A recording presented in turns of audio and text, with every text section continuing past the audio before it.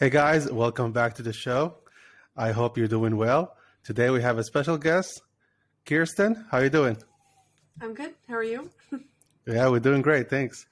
So before we start with the questions and talking about your journey, can you tell us about yourself and what kind of content you create? Sure. So my name is KP. I am a social media marketer professionally, so I do like content creation for a living now, which is awesome. I kind of started doing content creation back around 2015. I started getting into cosplay and making my own costumes and decided that along with that, I wanted to have like a solid social media presence and create a brand for myself. So that's kind of where it all started, doing things like very intentionally, very purposefully. And yeah, so that's kind of led me to where I am today. Most of my skills are like self-taught, and it definitely helped. Yeah, of course. That's awesome to hear. Can you tell us which platform are you mostly focused on when it comes to social media? Sure. So most of the time I am posting to Instagram. I'm really active in my Instagram stories, and then I try to post maybe like once or twice a week, just a costume image from my profile or my portfolio rather, and keeping everything up to date. Captions I usually try and make current to something that's going on in my life, or just like a fun quote that I found. So yeah. Awesome. What kind of content do you mostly create on Instagram? Is it like entertaining videos, educational? Like, can you walk us through that? Sure. So the content that I've been creating recently is resharing old photos. Since the beginning of the pandemic, I hadn't really had the time to create any new costumes or anything like that. So I'm resharing some old photos that maybe haven't been shared before, or putting a new twist on them. I've also been leaning into reels as much as I can. So my most recent reel that I did was I am pagan, so I did a prosperity ritual for myself a couple weeks ago, and I posted just like the last few wisps of smoke that came off the incense, and it Wow. looked really cool. It was like slow motion and paired with music. It just kind of like listed what I had on my table in front of me and what I did. And that did really well. So I try and do video content where I can. And for my job, I definitely am pushing for video content as much as possible. And finding the time to do that at work has been difficult. I know. Tell me about it. Are you also on TikTok? I'm just curious. I am, yeah, I am on TikTok. I have a different handle on TikTok than I do my Instagram. So TikTok, I do kind of like, I try and do some trends if it's relevant to me, or if I think it'll like look cool. But for the most part, I just kind of like who isn't just doom scrolling on TikTok right now. So I just kind of Yeah. I live on TikTok and scroll, post when I can, and yeah. Do you feel that you get the same kind of audience from Instagram and TikTok, or is it like different kind of audience? I think it's definitely a different audience, and I even notice a difference between my Facebook and my Instagram. Facebook is very, for me, it's more formal in some ways. I don't know, the audience on Facebook seems to, More established, right? yeah, they prefer more like professional content as opposed to me just like posting a selfie, which is totally fine. Different plans work for different platforms, and Instagram, I notice a lot of people like works in progress. So back when I was making costumes, I would constantly be posting photos of what I was working on as I was working on it. So it was like a piece of foam on my desk, or like an unpainted piece of armor. And they really enjoy that. So they enjoy seeing the back end of the creative process and seeing how things get put together. Awesome. And my next question is really interesting, and I love to ask this question to a lot of creators, which is basically, what got you into this mess of creating content. Like, what was that turning point in your life when you decided that's it? Because listen, a lot of people want to create content, but they just think about it. Yeah. Few people actually do it. So what was that turning point where you said, like, you know what, I'm gonna start tomorrow or now? Sure. So back in, oh gosh, it had to be like 2013, 2014. I don't remember now. There was a show that aired on the Sci-Fi Channel called Heroes of Cosplay. And I already really loved Halloween. I loved dressing up. I loved making costumes and wearing around Halloween. And I saw this group of people who were making costumes year round and going to these conventions and meeting very like-minded people talking about nerddom and fandom and stuff like that. And that was kind of like my, oh my gosh, like people do this all the time. I want to do this all the time. Yeah. And along with that came, I saw some of my friends who had very established brands and they were being invited as guests to conventions. And I'm like, I want to do that. What do I need to do to get there?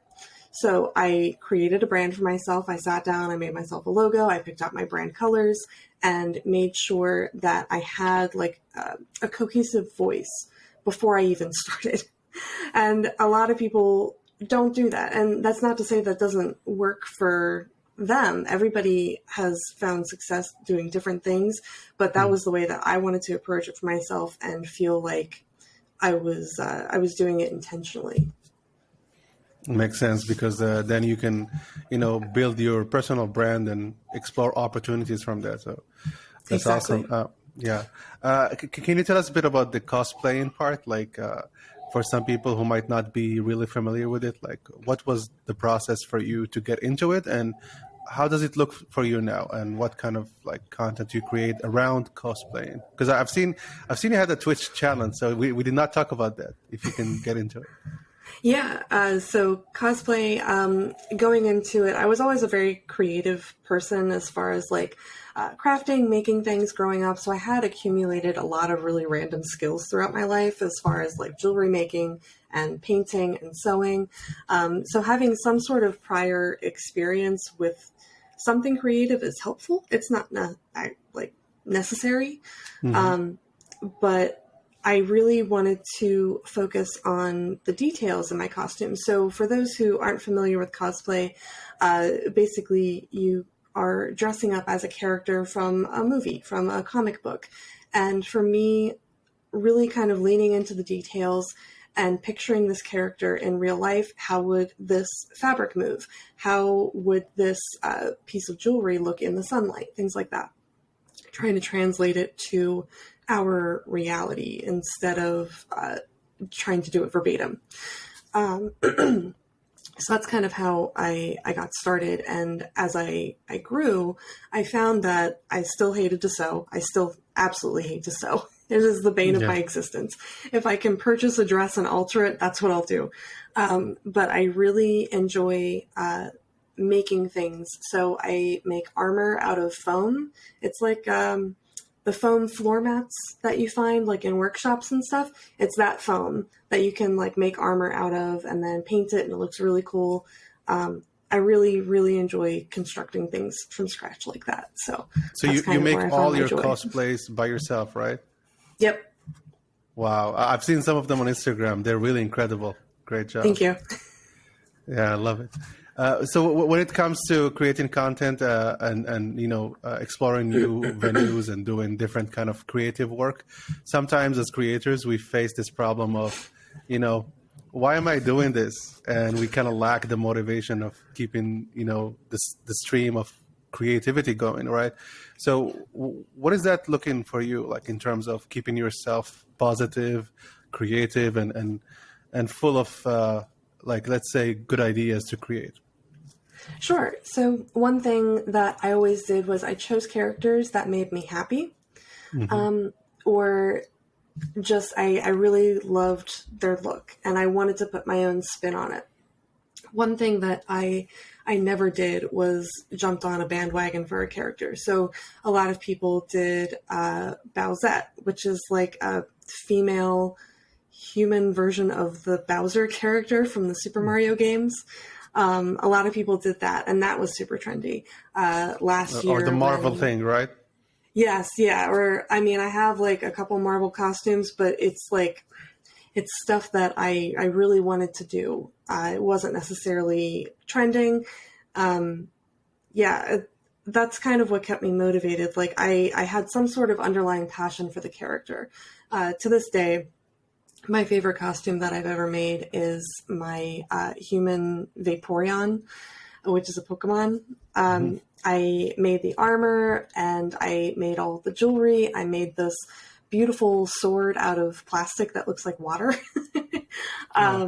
There was so much love and effort put into that costume, and I hope that it really shows. And the kind of content that I wanted to create for that was to show off all the details and all the hard work that I put in. I want to make sure that I have those like vignette shots of like just the scales on the armor, or just the jewelry, or just the curls in the wig.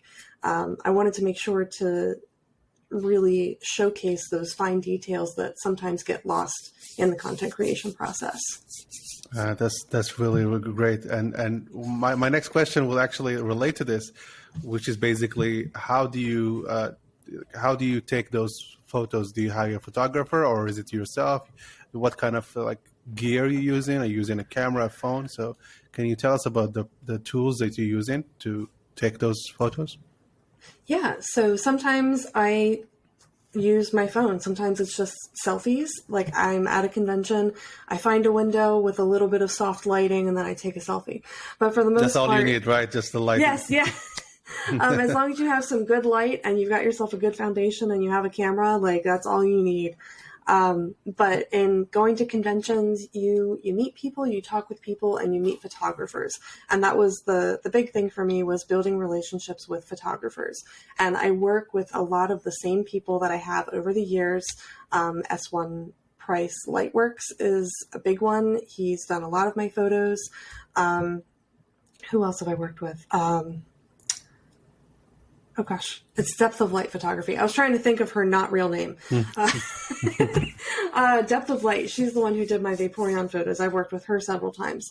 Okay. And I make sure that I'm paying these photographers. I know some people do kind of like a trade for service where they model and then they get the photography for free.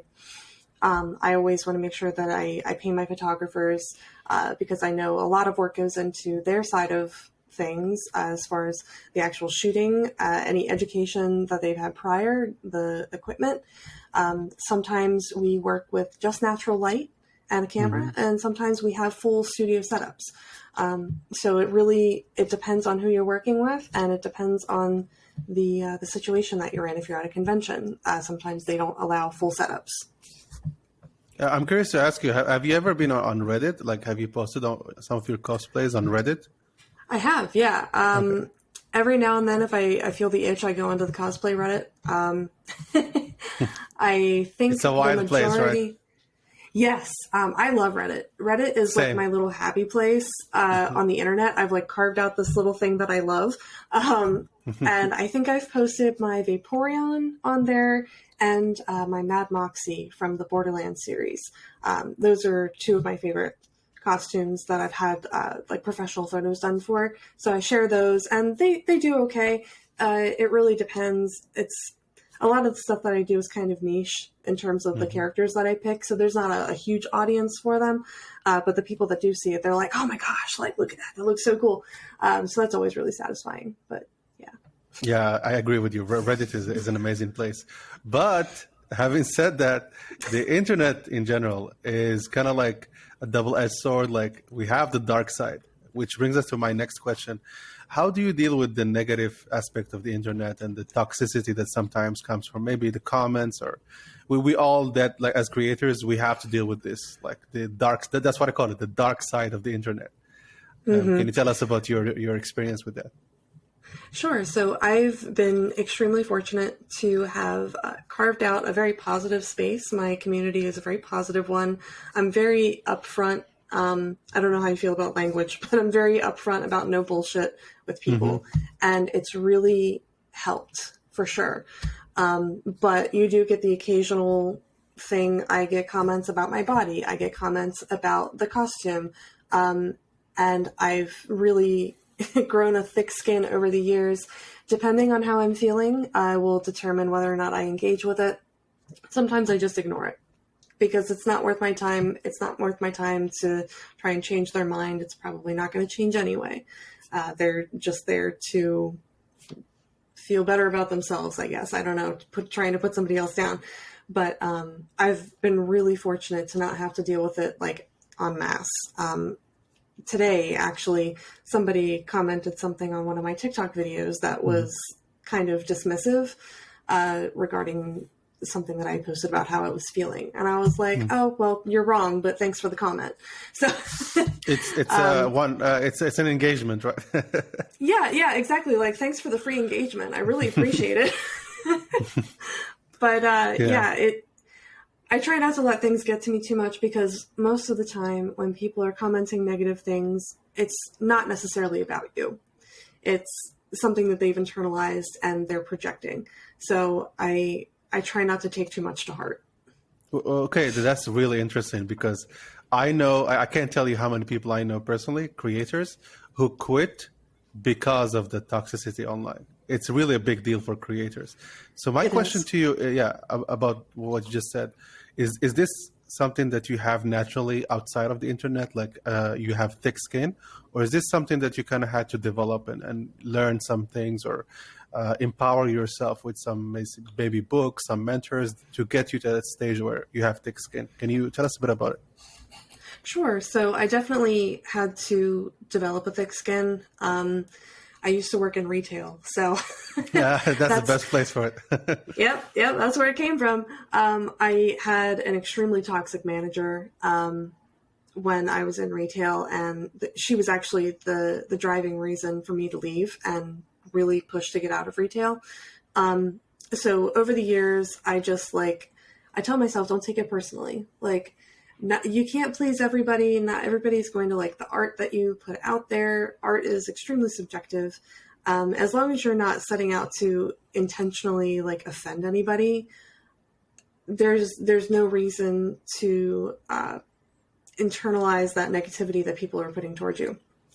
So I try and keep that in mind. I also realize that there are real people that are typing these things, and maybe they're having a bad day. Like, I don't need to exacerbate it. And there's something about the internet, like when you're kind of like typing something, you're not saying it face to face. It just like dissolves all the kind of natural human interactions. And it's funny, like 2 days ago, I had a guest and we were talking about this, which is basically the contrast between online and offline. Like, how many times people actually come to you outside in the real world and they say something so rude? It's so rare that happens, right? People tend to be nice outside, like mostly. Like it takes a lot of energy to be so rude in real, in person. So yeah, that's like when you see it that way, I think online becomes like, you know what, like, yeah, that's maybe a space for people, like you said, to project their troubles and their misery. So it's fine. We just take it as it is and move on. Yeah. I try not to, again, don't take it personally. Yeah, that's the advice. Sometimes it's not about you. Exactly. Can we now move on to the big question? Are you ready for it? Okay, so the big question for you would be, who has been the biggest mentor in your life? It could be a book or a person. Sure. Oh gosh, I think I have three that like immediately come to mind. So my dad and my aunt both really fostered my my creative spirit like at a young age, and so did my grandmother, my mom's mom. They saw that I was really into art and expressing myself through this art, and I have really fond memories of making costumes with my dad. My grandmother actually paid for vocal lessons for me, so I was singing at one point, and I have very fond memories during the summer. At my aunt's, we would always like make crafts. I remember making little treasure boxes that we would paint and little like movie props, and we would make something out of nothing. It was always really fun. And professionally, my biggest mentor has been my internship manager. Lucy from Old Fashioned Marketing. She really kind of gave me that springboard into a professional career in social media marketing, and prepared me for what a work environment might be like that wasn't just me operating and me making my own decisions about my content. I'm making content decisions for a brand that is completely different from my own personal brand. So yeah, I think, those are the people that come to mind. They've all been huge influences on my life. Awesome. And I think somebody from your family or friends is usually, a big empowerment, especially people who know you and you trust.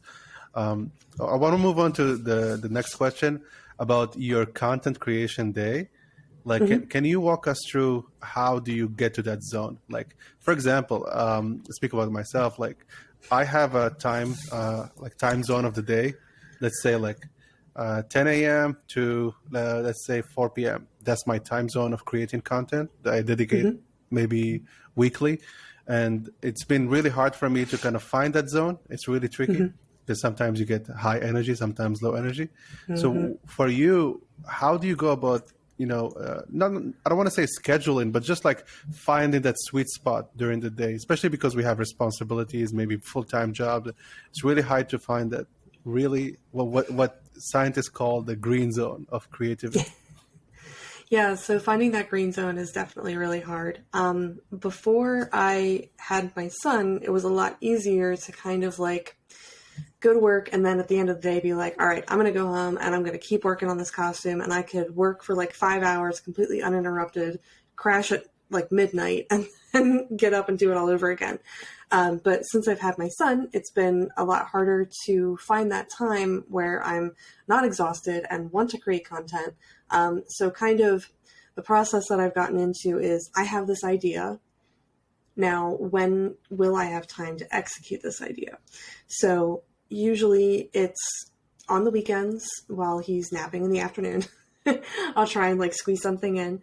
And then for my Twitch streaming, which I just started back in May, I have a schedule set for myself that Tuesdays and Thursday nights, that's where I'm at. I'm playing a game that I want to play. I try not to schedule ahead of time what I'm going to play, just because I ran into this issue. I was playing my favorite game to start off. I'm like, I'm going to do this. It'll get me in the habit because I really love this game. And I hadn't played it on PC in like 6 years, and it was a very different experience than playing on console. Yeah. And I ended up not enjoying it as much. So I'm like, all right, I'm just going to switch gears and I'm going to play whatever I want to play in the moment. Like if that's The Sims, if that's a real-time strategy game, like that's just what I'm going to have to do because I want this to be an enjoyable experience. When it stops being enjoyable for me, I don't want to do it. So yeah, it's like less of a schedule and more of a, when can I fit it in? Yeah, exactly. It's really hard for creators to get to that really, let's say, sweet spot and perfect schedule, but we do our best to keep creating content. Like the big thing about content creation is that you have to be consistent in some way, shape, or form. So yeah, like is there something else that you do before starting? Like for me, is the gym. So if I feel like shit, so I just go to the gym, and for me it does the trick. Not all the time, but most of the time, if I go to the gym, I work my ass off. Like I come back and I'm like a new person. Like even those like worries or those doubts that I had in my mind, like I'm like, why did I even think about that? So that's my fix. I know other people that do it with meditation, yoga. Some people do it with weed. I don't know. Could be anything. Could be just walking outside. So what's that thing that brings you back to that zone? Yeah. So kind of like grounding myself, definitely going outside really helps. Going to the gym absolutely helps. I feel like $1,000,000 after I go to the gym. The time that I do find to actually go. Yeah. And I don't know, like listening to my favorite song or watching a favorite movie. I know when I was interviewing for jobs last year, I had like a playlist on my Spotify that I would listen to kind of like get amped up and get ready to really knock the interview out of the park. And then while I'm working on costumes or while I'm creating, I have like a podcast on in the background, or I have music or a show that I've watched 5 times and I don't have to pay attention to, but it's something on in the background to kind of, sounds counterintuitive, but something to keep me focused. Yeah. It's like finding those things that really just kick it for you, right? Like it could be anything. Like the weirder, the better. That's always what I feel like. Yeah. So you said you have a media agency, right? Like you're helping creators with creating content. Is that right? I'm actually an internal marketer for a local business. So I handle all of their social media marketing. I'm actually rebuilding their website right now. And hopefully we'll be expanding to take on clients and do their marketing. That's the hope. Once we start growing more and more, we're going to add some sales staff. So it's not my business per se, but I handle all the internal social media. So I come up with the ideas, I decide what content to share, and run it by my bosses before we put it on the calendar. So that's can you walk us through that, like in terms of finding the right social media posts and which platforms you focus on for that business? Yeah, so our niche is architectural visualization. So we do 3D renders of buildings or of products, or we'll do animations of a product or a building. So I am choosing from a library of content that's already been created. So it's a little different. My creation side of things, I've been leaning into video creation for them. So that involves it's mostly like behind the scenes work. So how do we create textures that then go on a 3D object in this rendering? How do we come up with that? So we take a picture of a surface, and then our team that I know nothing about how they do what they do does their magic. Yeah. And then boom, 3D it's on the imagery, rendering. right? Yeah. So for that content creation, I'm doing like filming and editing. Right now we have a bunch of new videography equipment that we're breaking in, and I've been working with Premiere for the first time, which has been very intimidating, but also very rewarding. So creating like behind the scenes videos, things like that. I just recently started pulling, like for an entire month, one cohesive theme for the social media. As of right now, we don't have the resources to have different strategies for each platform. So the only thing that changes are the captions. We post the same pictures and the same animations, but the captions will change. So we have a more formal industry geared voice for Instagram, which is the opposite of my personal brand. That's more relaxed, more laid back. Facebook is kind of informal.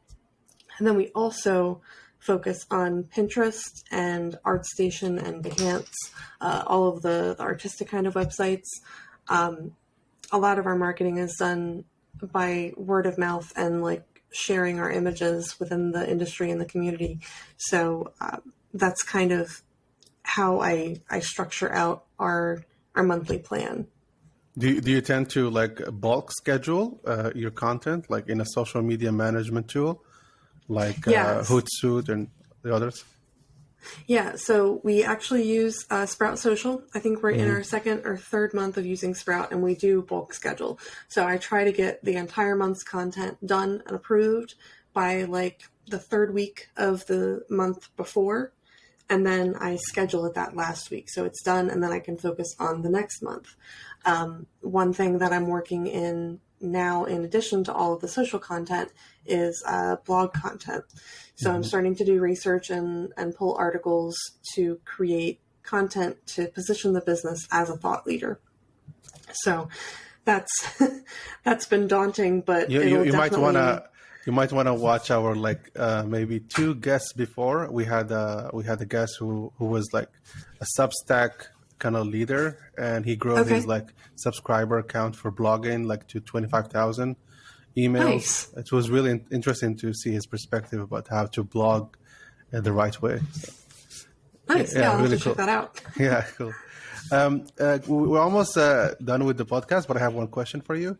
Yeah. Can you tell me what would you do differently if you started today? So basically, think of this as an advice for somebody who maybe want to start in cosplaying, doing it on Instagram, might want to go Twitch. Somebody who can really relate to you, and now you're talking directly to them, and they're really afraid of starting. They have doubts. They have their own demons, which we all had before we started. Now is your chance to inspire them. Sure. It's funny you ask, because I actually just the other day had a post that I made that was very similar. It was something like, "What would you tell your past self?" And mine would be, just do it. Don't try and push the fear aside and just do it. There was a couple of costumes that I had put off for the longest time because I'm like, I can't do it. I don't have the skills to do this. Like, if I would have just done it, I feel like I could have been so much further ahead, or I could have done so much more. I could have learned so much more. And it's that fear of starting that kept me back. So if you're a preparer like I am, like if you want to do a ton of research before you get into something, like definitely do that. Do your research, figure out what you need. If you are unsure of something, like just try it. Try it on a small scale. I was terrified for years of working with thermoplastic, which is something that's commonly used for armor. And you heat it up and you can mold it and shape it and all kinds of stuff. I was terrified to work with it because it's such an expensive material. And I'm like, oh my God, what if I mess up? Like, that's really expensive. I don't want to waste all this money. And then I used it for the first time, and it was easy for me to use after having worked on foam armor for years and years. And it looked beautiful. I was like, why didn't I do this sooner? Like this, I'm so mad at myself. Why didn't I do that? So just go for it.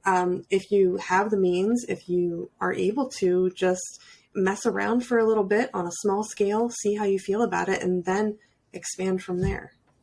Beautifully said. I love it. Thank you so much. So can you tell us before we go, what are your next projects and where can people find you on social? Sure. So I'm actually working on a WandaVision Scarlet Witch costume. Awesome. I'm a big fan of Marvel and Wanda. Wanda is my favorite. I watched WandaVision while I was home on maternity leave last year, and it hit me so succinctly. And I'm like, that's my goal. I want to do that. I have to do that. So I have the costume. I just need to paint the tiara, and then I need to schedule a photo shoot. That's it. That's all I have to do. Let's do it. I love it. Yes, just do it. Just do it. And then I have this actually cute little 3D print that my friend did of Evie. Nice. She's got a little paisley pattern. So I want to paint that. And as far as where you can find me, I'm on Instagram at Skyward_song. And then I'm Skyward Song Cosplay on Facebook. On TikTok, I'm at Vintage Songbird, and same for Reddit. And then for Twitch, I am twitch.tv/Skyward Song. Awesome. And we're going to put all your... Sky, I'm sorry. Yeah, no worries. We're going to put all the details in the show note. So, Kiersten, thank you so much for being on the show. I really appreciate you. And really, it's going to be inspiring for a lot of people who can relate to you and your story. Yeah, thank you for having me. I loved it. Absolutely. Thank you guys for watching, and see you in the next one.